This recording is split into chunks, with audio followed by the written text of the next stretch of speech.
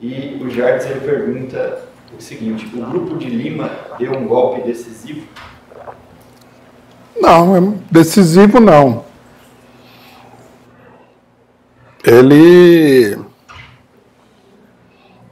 Eles propuseram que o governo Maduro não tome posse, né?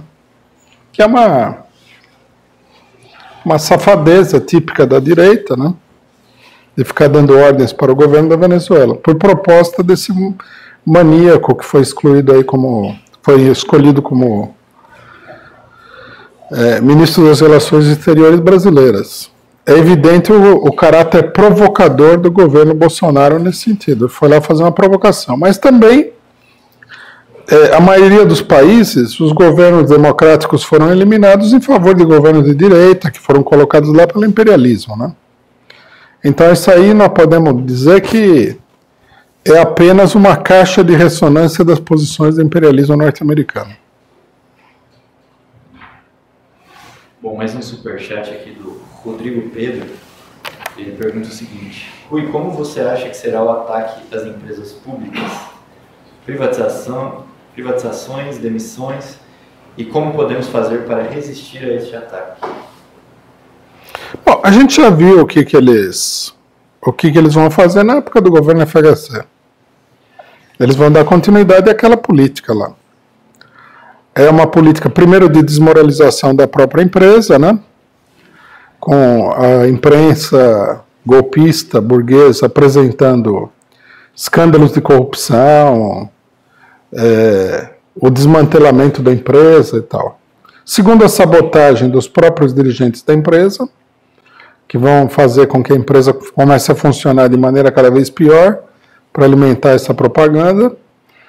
E terceiro, vão fazer alguma manobra com os trabalhadores aí, né?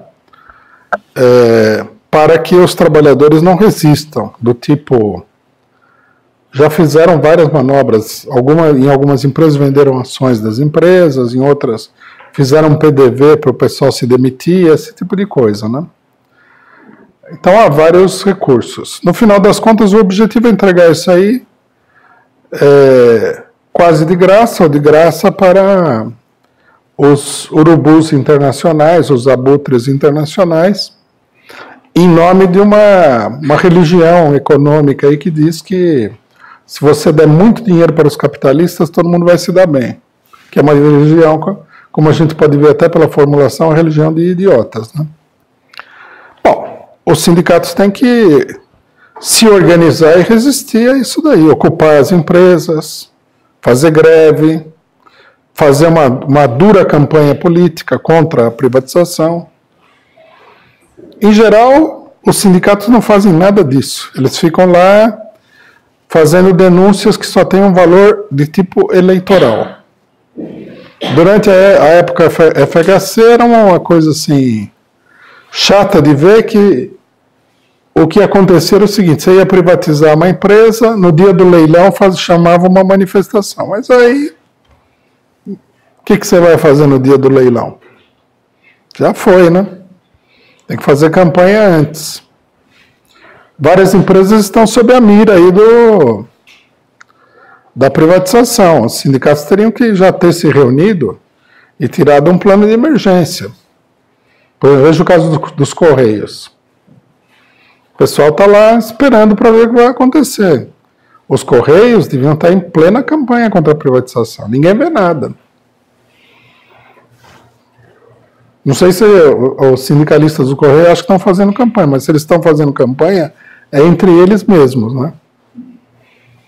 Cadê a passeata? Cadê a ocupação de setores do Correio? Cadê a greve contra a privatização? Não tem nada, né?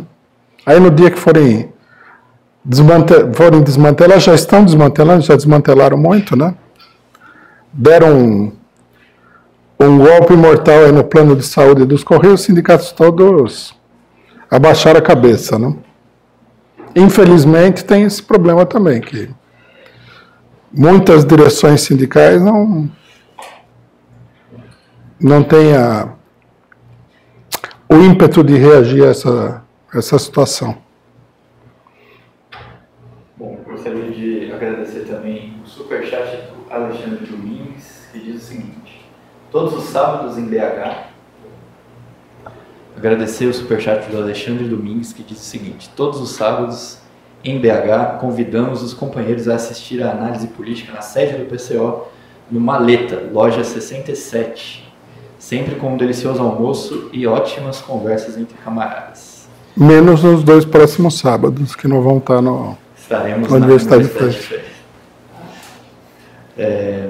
Próxima pergunta. Só um momento aqui. Próxima pergunta do Rodrigo X486. Rui, existe, que também contribuiu com o superchat. Rui, existe clima para a mobilização das massas? Lembre-se que o Brasil é o 5º país mais ignorante do mundo. Talvez, infelizmente, seja necessário esperar a boca do estômago doer para a massa acordar. Bom, é um pouco... A gente tem que ter um pouco de orgulho próprio também, né? Muita avacalhação do país. Pô. Não, eu não concordo com essa avaliação. Eu acho que eu não sei de onde foi tirado o dado estatístico, né? Não sei também de que ignorância se trata, mas vamos resgatar um pouco o amor próprio dos brasileiros. O Brasil, em toda a América Latina, é o país politicamente que mais se desenvolveu. Nós temos que ver aqui que o povo brasileiro aqui elegeu um partido de esquerda, né, um presidente que é oriundo do movimento operário, com um presidente oriundo do movimento operário 4 vezes. Né? Os sindicatos brasileiros já estiveram aí na dianteira de todas as lutas sindicais em toda a América Latina. Não é assim que o povo brasileiro não é de nada. Isso é falso. Não dá para fazer agora uma profunda explicação histórica de por que isso aí é falso, mas vamos deixar aqui estabelecido que é falso. Tá? Inclusive a resistência ao golpe, em toda a América Latina, onde tem mais resistência ao golpe, fora provavelmente da Venezuela, é no Brasil. Aqui a crise política não consegue ser ultrapassada. Você vê o que aconteceu no Equador, que o pessoal foi desmantelado e não consegue nem reagir mais. Né? Então, não é assim, o povo brasileiro não é incapaz de reagir nem nada. O problema do clima. Aqui eu acho que nós temos que colocar... Tudo bem, tem clima, tem tendências, etc. e tal, mas nós temos que entender que chega uma hora que o clima tem que ser criado.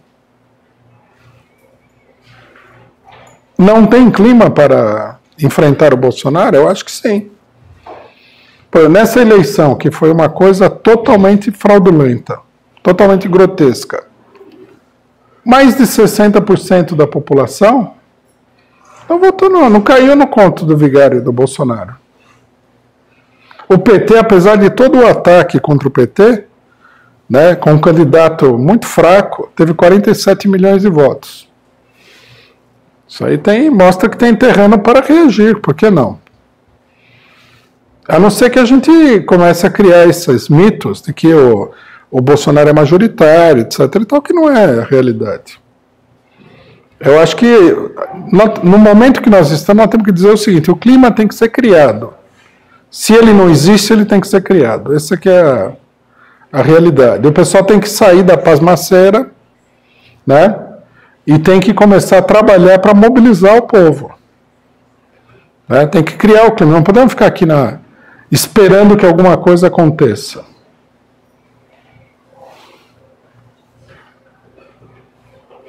Ô Rui, naquele livrinho do Trotsky, o Sindicato na Era da Decadência, é um texto de 38, de 40, mas ele faz uma análise que explica muito bem os sindicatos que, por exemplo, eu conheci. Né? Faço parte dos sindicatos dos professores do Paraná. E aí uma vez você estava falando, não lembro se era numa Universidade de Férias ou numa análise sobre a greve. Né? Como que funciona uma greve? Em geral, a greve é o momento que o setor mais radical da categoria toma a dianteira, digamos.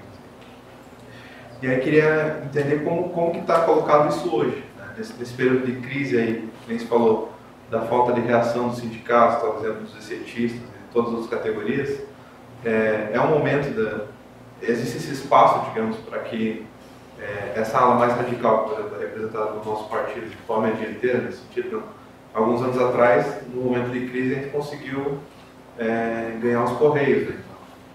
Então, como estaria colocado hoje em dia? Eu acho que as possibilidades são amplas, né? E que é preciso trabalhar. É preciso ter uma política correta e trabalhar em cima. Você vê,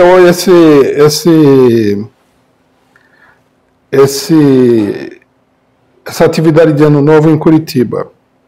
Nós levamos lá mais de 1/3 do pessoal que estava lá. Então, quer dizer, de onde que saiu isso daí? É uma coisa artificial? A gente contratou figurantes e tal? Não, é uma mobilização. E foi uma mobilização que foi feita na correria e tudo mais. Quer dizer, há muito espaço para mobilizar. O correto é chamar todos os setores que se dizem de esquerda a se mobilizar. Tivesse havido uma mobilização de outros setores, e o ato poderia ter sido muito grande, né? Pois se nós levamos uma quantidade grande de pessoas, por que os outros não levariam? Muitos têm mais recursos do que nós. Agora, mesmo que o pessoal decida não se mobilizar, eu acho que mobilização vai haver.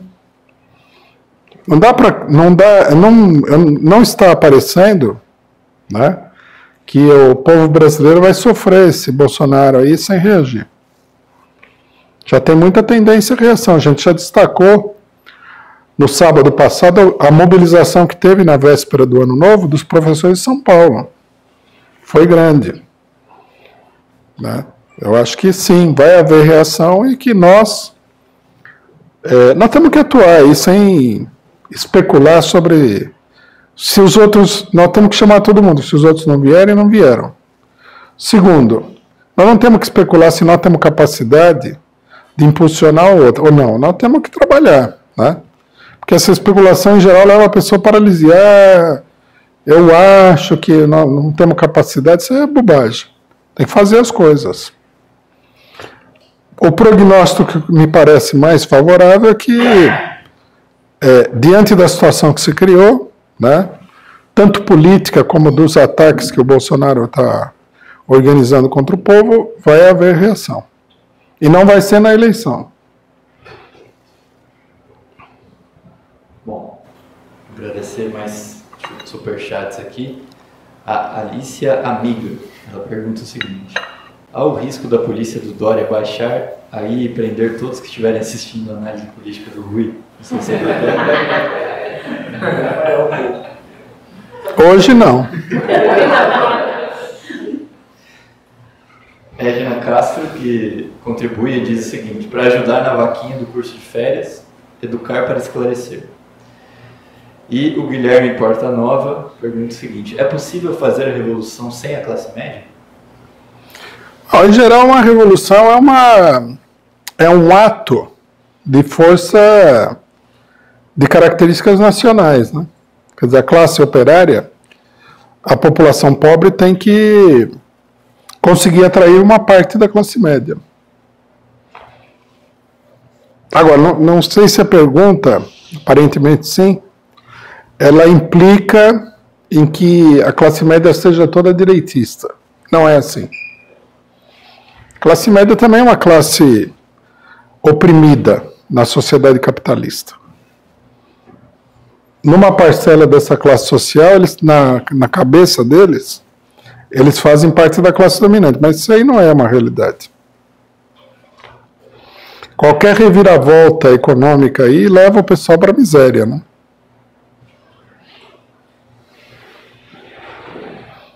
Então, um partido de esquerda tem que ter uma política para a classe média que não é, por exemplo, né, falar que vai competir na repressão com o Bolsonaro, porque isso aí não é uma política que leva a classe média para a direita, né?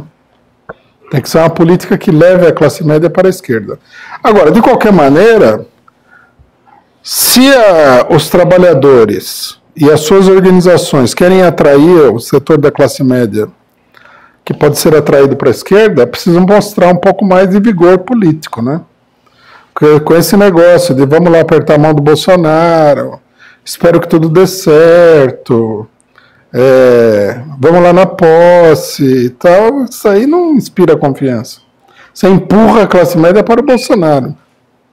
Você faz o papel de capacho, o cidadão de classe média olha e fala assim, esse pessoal é capacho do Bolsonaro, então vou com o Bolsonaro. Só falar de novo aqui os nomes, porque acho que tem um probleminha no microfone. Alice Amiga, Edna Castro e Guilherme Portanova, que contribuíram com o Superchat. Agradecer também o Glicério Cabral, também pelo Superchat. E...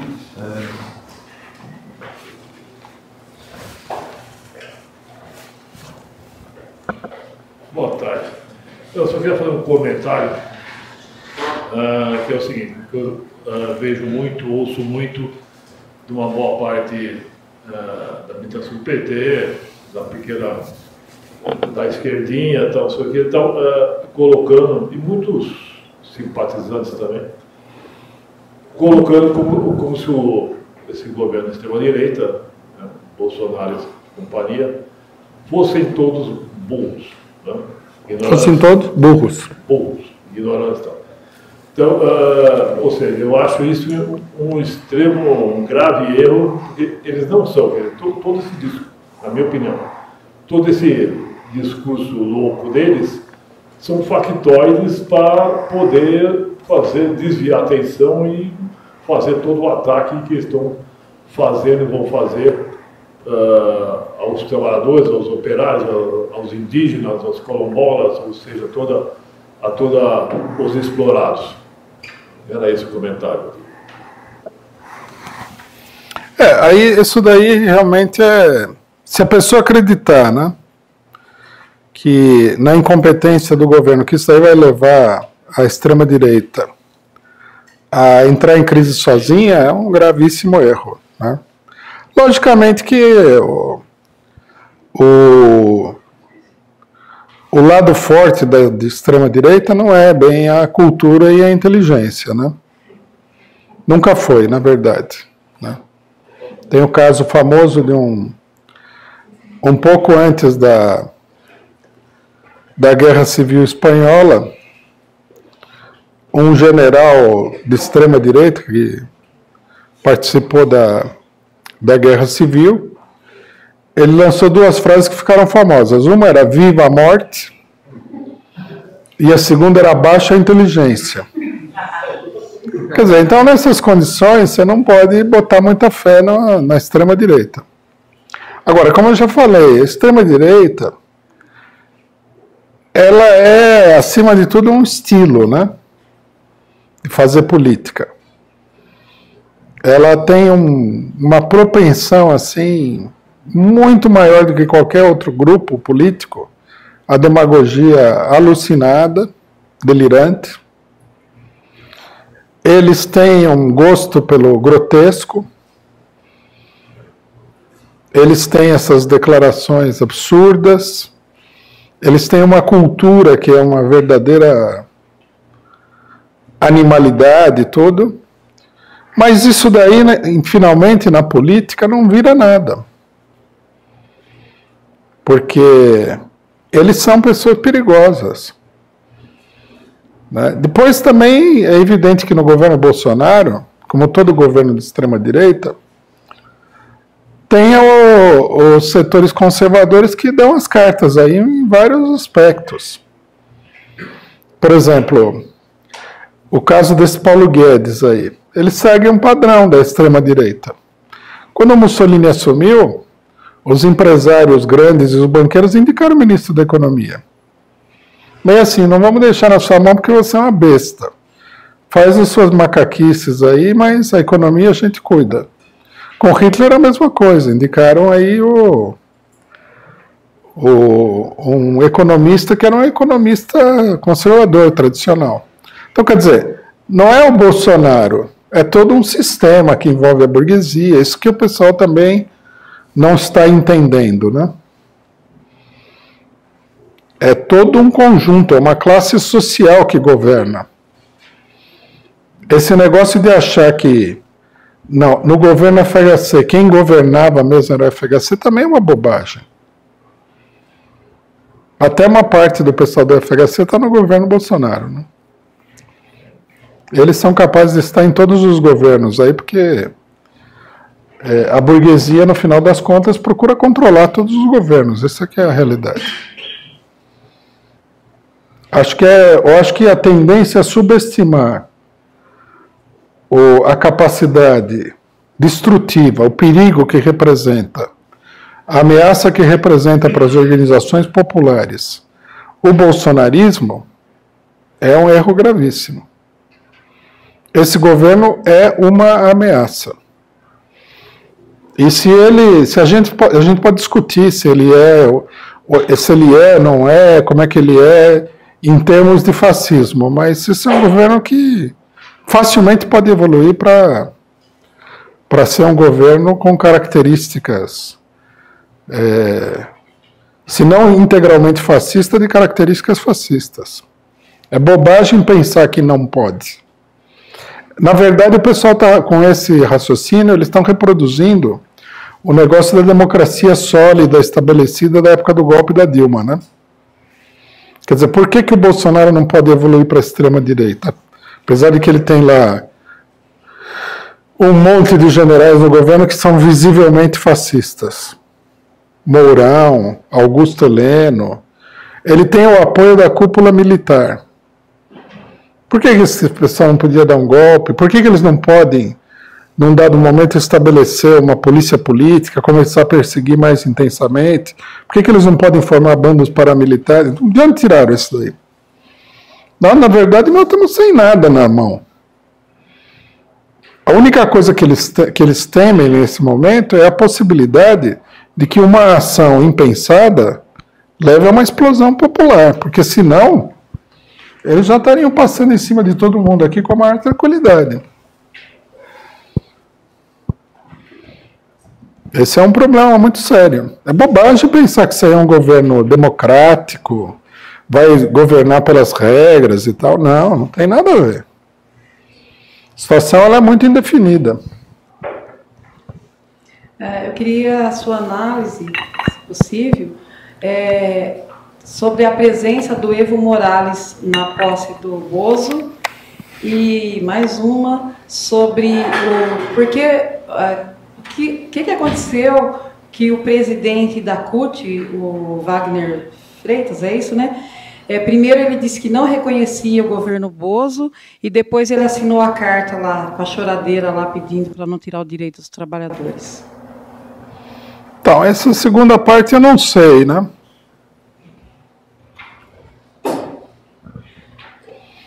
O que está acontecendo na CUT, quais são... Isso aí é uma... Você precisa ir lá, pegar informações e tudo mais. Porque o Wagner Freitas sempre teve numa posição mais à esquerda, né? Mas chega na hora H, tem pressão de tudo quanto é lado e tal. E as pessoas começam a fazer umas coisas estranhas. Agora, com relação ao governo Evo Morales, nós temos que ver o seguinte, né? Que em termos de golpe, o governo Evo Morales é a bola da vez. Já está se anunciando aí a eleição boliviana. Vai ser uma verdadeira guerra contra o governo Evo Morales.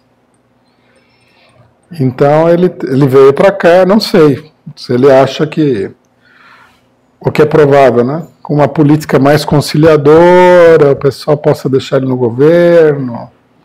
Não sei se existe uma tendência a dar uma guinada mais à direita. Tudo isso precisaria ver. Agora, foi ruim, né? Não deveria ter vindo. Venezuela não veio, Cuba não veio, tal. Os governos de esquerda não veio, nenhum deles veio. Então por que ele veio? O que a gente pode dizer que é uma política direitista dele, ter vindo. Podia ter mandado um representante qualquer e tal, se era o caso de vir, né?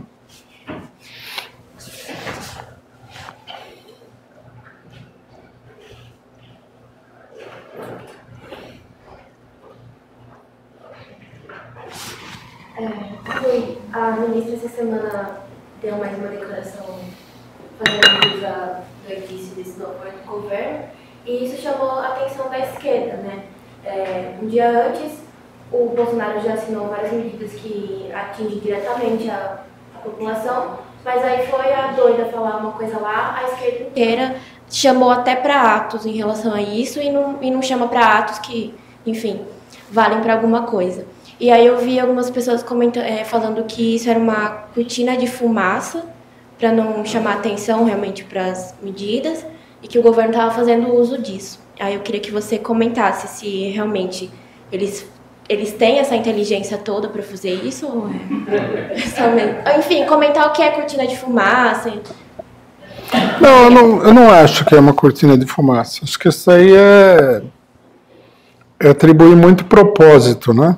Quer dizer que a ministra teria falado aquelas abobrinhas lá para desviar a atenção das medidas reais que estão sendo tomadas. Não, eu acho que não. Acho que elas falam isso o tempo todo. Se nós tivéssemos aqui a oportunidade, né, que não seria muito agradável, de conviver com a direita, a gente ia escutar muita abobrinha. Eles vivem num outro mundo, diferente do que é a esquerda. Eles pensam muita coisa que eles não falam, inclusive. Para a gente ter uma ideia do que eles pensam, isso tudo que eles falam é o que eles acham que é mais ou menos aceitável. Porque se eles começarem a falar tudo que eles pensam, aí cai uma crise. Já conheci muita gente direitista, eles são, né?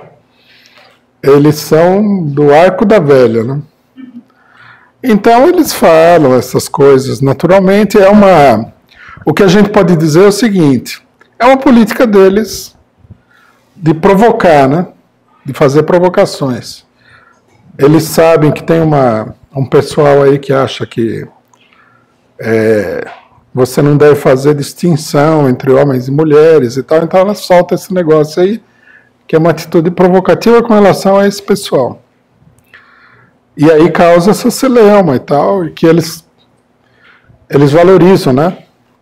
Alguém estava me falando que numa das entrevistas do Bolsonaro, acho que com o Jô Soares, ele teria dito que precisava fuzilar o Fernando Henrique Cardoso por ter privatizado a Vale do Rio Doce. Daí o Jô Soares chegou e falou assim: mas fuzilar não é meio drástico? Daí ele falou: mas você me chamou aqui porque eu falo essas coisas.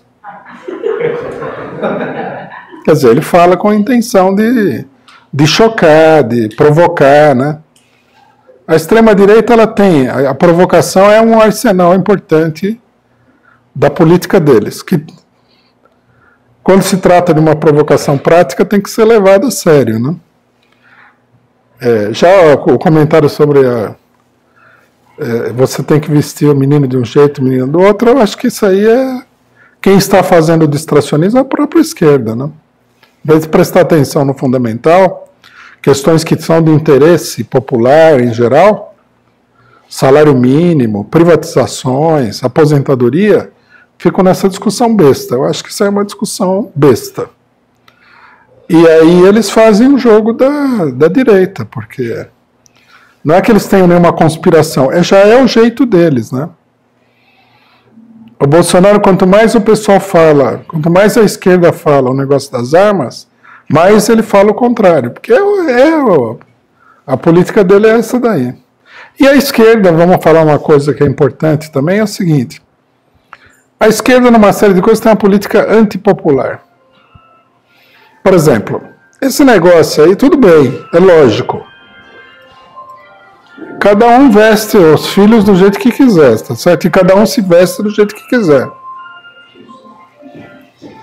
Isso daí é uma coisa líquida e certa. Não é o Ministério da Família que vai definir como é que as pessoas vão se vestir, tá certo? Mas é uma coisa, em grande medida, besta. Quando você começa a discutir essas coisas, a única coisa que você consegue com isso daí, desse jeito, primeiro é valorizar a declaração da maluca. E segundo, você confunde as pessoas mais simples que não têm um debate ideológico sobre isso. A declaração dela, para muita gente, parece uma coisa normal, né? Aí a pessoa teria que ter um pouquinho mais de habilidade de levantar essa discussão para o conjunto da população, né? Eu vi, o negócio é o seguinte, eu vi essa política da esquerda, ela foi bem expressa numa espécie de uma palestra que eu vi, por acaso, né, do Jean Willis. Ele começou a falar lá e tal, e o pessoal que estava assistindo a palestra dele não era muito no estilo da política do PSOL. Aí um cidadão mais irritado chegou e falou, mas se... que era antes do golpe, né? Mas se a classe trabalhadora ia organizar uma greve, organizar uma ocupação contra esse negócio e tal. Aí o João Willis, de uma maneira, na minha opinião, mostrando essa política de uma maneira extremamente ingênua, ele falou assim, mas a gente tem que ver... Mas, resumidamente, ele falou o seguinte, o trabalhador está meio ultrapassado, né? Existem novas forças, que são os gays, por exemplo. Você imaginar, veja a ingenuidade. Como é que você pode comparar a força, né, do movimento LGBT com a força da classe trabalhadora? Não tem parâmetro de comparação. É uma piração que ele falou. Aí ele falou assim, nós temos que entender que os trabalhadores, tem muito trabalhador que é homofóbico, bate na mulher, etc. e tal. Veja, é uma insensibilidade com relação ao mundo, à vida. Por exemplo, se você tem um trabalho político num bairro popular, o cara bate na mulher, você tem que tomar providências, mas você tem que entender que existe uma cultura que é mais atrasada, que permite esse tipo de coisa, que você não vai chegar lá e ordenar para a pessoa que ele se ajuste à sua mentalidade. Isso aí não vai acontecer, simplesmente. Né? Que é o que a esquerda faz com essas coisas dentro da universidade. Aí é difícil. Aí a de extrema-direita, nada de braçada mesmo. Porque a extrema-direita, ela não é nem que ela leve em consideração, ela já acentua preconceitos, atraso cultural, uma série de coisas tem aí, ela acentua isso. E ela chama a mobilização, né, do lado mais atrasado da população. Você precisa ter uma política que seja eficaz para combater isso daí. E certamente não é essa que a esquerda está mostrando. Isso aí não funciona de jeito nenhum. Você teria que mobilizar os trabalhadores e, na mobilização, fazer com que as coisas evoluam, né? É um tema, eu acho que é um tema, inclusive, que a gente deveria debater, porque diante do golpe, diante da subida do Bolsonaro ao governo, precisa ajustar muito bem a política que vai ser levada em relação a isso. Eu, por exemplo, eu não vejo com nenhuma simpatia a política de se adaptar a esse tipo de loucura do pessoal, não. Que a gente precisa mobilizar o povo contra a direita, não pode ficar lá, com coisas totalmente fora de propósito. O Lula, inclusive, essa semana tirou uma declaração que mostra que eu acho que está preocupado com a mesma coisa. A declaração dele era a seguinte: nós não temos que ficar aí comentando as declarações do governo, nós temos que prestar atenção nos problemas fundamentais do povo. Também é uma preocupação de uma pessoa que tem uma certa sensibilidade para a realidade popular, né? Acho que está na hora de botar um pouco uma crítica, um freio em determinadas coisas que são muito improdutivas aí, do que a esquerda expressa. Preciso combater isso aí mais energicamente. Bom, aproveitar e agradecer mais o superchat que chegou aqui. Glicério Cabral, Ernesto Abdala Filho novamente, Fernando Duda, André Avarenga, que diz fora Bossal Nato e Lula livre. Abraço. E a Carolina Silva e o Guilherme Ferraz, que pergunta o seguinte: a reforma da Previdência do funcionalismo paulistano não é a amostra da fraqueza de setores da esquerda? Não houve nenhuma política para barrar tal reforma. A reforma da Previdência municipal? Os professores se mobilizaram, porque é um setor mais organizado, mas, de fato, não houve uma mobilização grande, não. É isso que nós temos batido na tecla, né? Tem muita mobilização que poderia ser feita. A minha pergunta é sobre a questão da relação do Bolsonaro e a imprensa, porque já durante a campanha, né, ele veio batendo na imprensa golpista e tal, e teve no dia da posse, teve aquele artigo de uma colunista da Folha, né, falando de como foram maltratados os jornalistas no dia da posse, que cobriram, né, e aí eu fico com essa dúvida, assim, porque ele...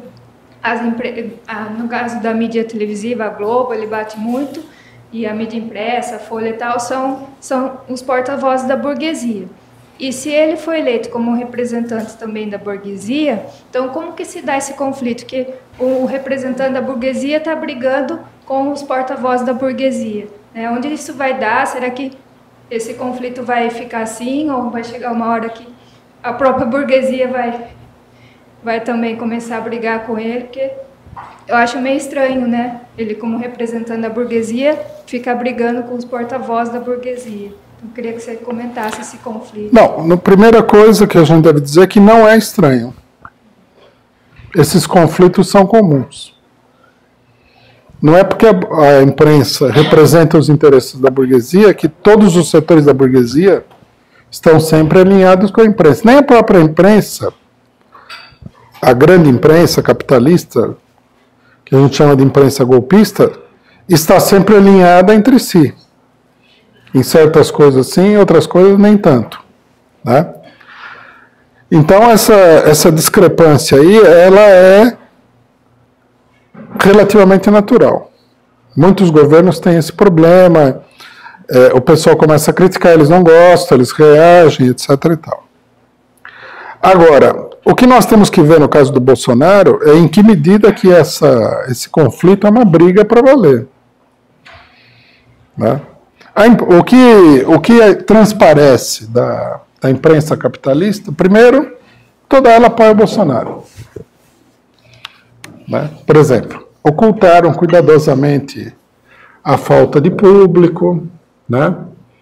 As críticas são muito suaves, e, em geral, eles têm uma posição no sentido de pressionar o governo em questões que eles acham que são fundamentais e que o governo está errado.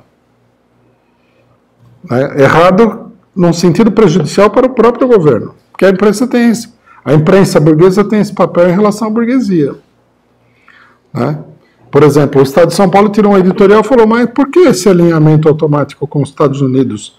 E aí acrescentaram, sem nenhuma contrapartida. Quer dizer, a gente já pode até se alinhar com os Estados Unidos, mas quanto que a gente vai receber por isso? Aí tem coisa que eles não concordam, mas eles também fazem uma crítica superficial. Eu acho que não há esse grande conflito do Bolsonaro com a imprensa. O Bolsonaro critica a imprensa porque também faz parte da demagogia dele, né?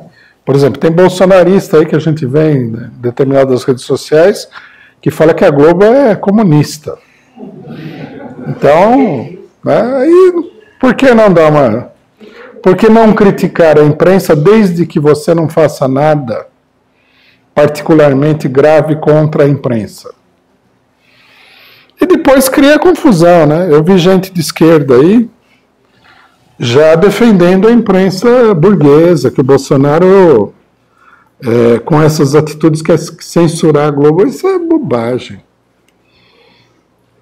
né? O problema é o seguinte, o que eu acho que é o conflito real que existe aí é o seguinte. A burguesia, através da imprensa capitalista, está procurando colocar o governo Bolsonaro na linha. Quer dizer, certas coisas que ele diz que vai fazer, eles estão falando, não faça que vai dar problema. Então estão pressionando ele para se enquadrar numa determinada política. No fundamental, eles estão satisfeitos com o Bolsonaro porque a política econômica do Bolsonaro é a política deles. Eles têm medo aí que o Bolsonaro comece a fazer loucura e perca o controle da situação. Por exemplo, na época da eleição, quando começou muita agressão, começou a extrapolar, que eles não falaram nada das agressões, Até que começou a ter uma mobilização contrária. Aí ele chega e falou, não, está exagerado, precisa controlar e tal, porque é um receio de pessoas que estão no mesmo time. Né? Então eles têm muito isso daí. E aí o Bolsonaro faz demagogia. Eu acho que a gente não pode se confundir. Né? Quem colocou o Bolsonaro no governo aí foi a Globo, foi a Rede Bandeirantes, a TV Record, a Folha. E seria muito grave se a gente se confundisse agora e achasse que não, que eles estão em luta e tal. SBT. Eu vi uma entrevista do Bolsonaro, primeira entrevista do Bolsonaro como presidente no SBT, o pessoal só faltou deitar no chão para ele botar o pé em cima, assim, entendeu? Não vi nenhuma guerra, nada. As perguntas eram todas amigáveis. E eu acho isso, eles vão dar sustentação ao governo até o momento que for possível dar sustentação ao governo. Se o governo fizer loucura, perder o controle ou adotar uma política que contraria os interesses fundamentais da burguesia, aí, logicamente, que eles vão atacar o Bolsonaro como eles atacaram o Collor. Eles elegeram o Collor e depois eles derrubaram o Collor também. É uma coisa natural. A política é uma coisa muito dinâmica, né? Não é uma coisa estática. Mas nesse momento, eu diria o seguinte, no fundamental, eles todos estão dando sustentação ao governo Bolsonaro.